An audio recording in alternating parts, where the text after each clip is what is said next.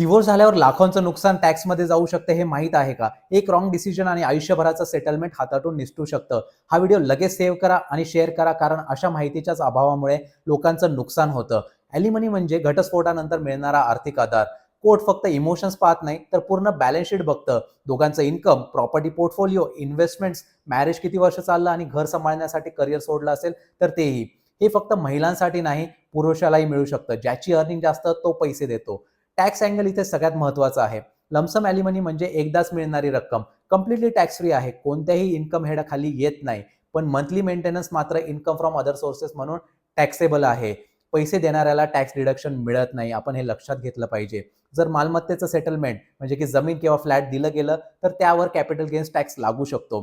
Divorce आधी दिलेली gifts tax free असतात, पण डिव्होर्स नंतर दिलेली गिफ्ट्स टॅक्सेबल होतात आणि एलिमनी इन्व्हेस्ट केल्यावर मिळणारे रिटर्न्स मात्र फुल्ली टॅक्सेबल असतात. म्हणजे हा फक्त इमोशनल डिसिजन नसून एक मोठा फायनान्शियल सेटलमेंट आहे. असं कुणाचंही होऊ नये, पण डिव्होर्स नंतर फ्युचर सिक्युअर करायचं असेल तर लॉ आणि नंबर्स नीट समजून घ्या आणि अशा स्टेप्ससाठी मी म्हणजे रोहित, व्यापारी मित्र याला फॉलो करा.